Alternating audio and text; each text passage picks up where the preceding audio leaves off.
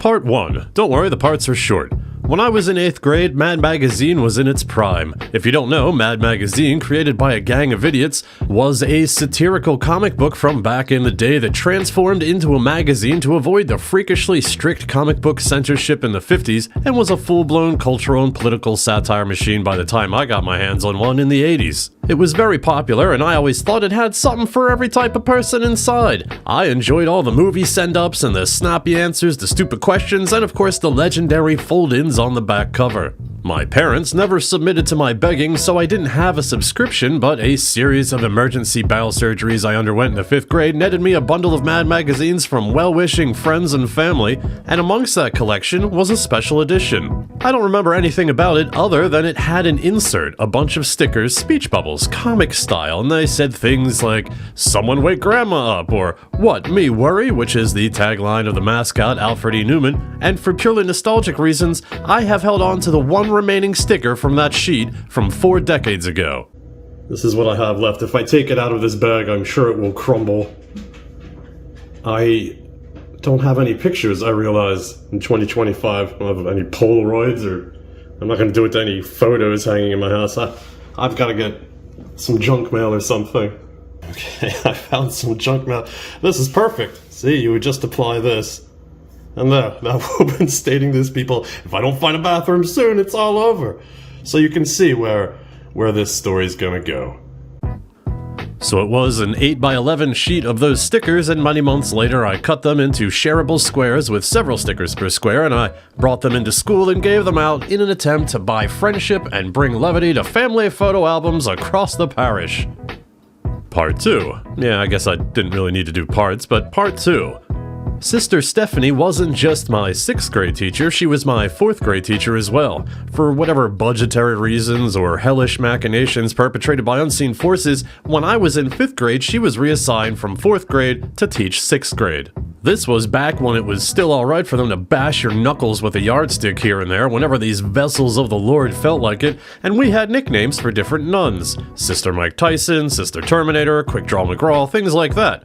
And I can say, in hindsight, there was a tiny begrudging respect in this sobriquets. They only dished it out when we pushed their buttons, you know? But this Sister Stephanie, there was no real connection. She just seemed like a mean-spirited, anti-kid person that had no business being a teacher, so she didn't get a nickname, and we borderline treated it like superstitious 16th century peasants. "Do not utter her name out loud, or she might appear." And indeed, due to the small size of the parish and the fact that my parents were very ensconced in the religious community, it was not uncommon to have her pop up at the house on a Saturday morning to have some coffee with Mom to conduct an impromptu review of your schoolwork and spiritual upbringing while other children were watching cartoons or playing outside. I don't recall what it was that afflicted her, but she ended up requiring a mobility scooter, and soon the parish was having a book drive and bake sale and whatnot to raise money to get Sister Stephanie onto some wheels, because you can't just take money out of the church coffers for that. What are you, Satan? Get those kids making candy bar sales to their heathen godless neighbors. Push the whole crippled nun narrative, maybe they'll buy too. Sorry.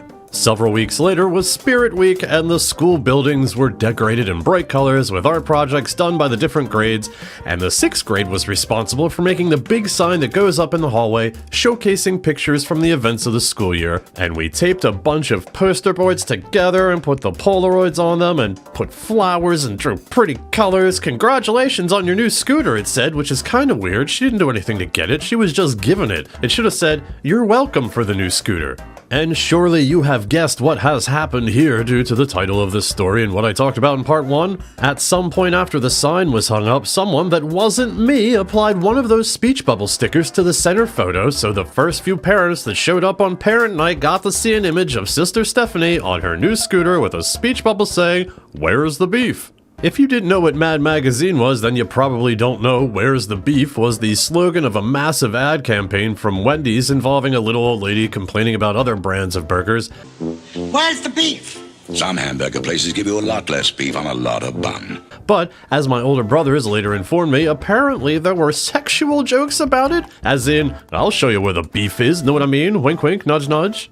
I didn't even get to see the alleged desecration. I found out about it the next day when I got called to the office because after a shakedown, they found out who did it. And he told them he got the stickers from me, you rat bastard. Donald Wassum, that's his name, I still remember it. Little Donald Wassum, if there is a God, they will somehow get you to listen to the story and then you'll know. That's why every day for 2.5 weeks at the end of 6th grade, there were mustard packets all smashed up in your backpack. Yeah, that's how we deal with rat pricks in the 6th grade, you bastard. And I don't know why the local God Squad treated it like I was distributing cocaine, but I had to do the same punishment as Donald, which is totally not fair, and the punishment was hard labor cleaning the basement of the convent, but the real punishment was seeing several nuns without their habits on. Ha ha ha.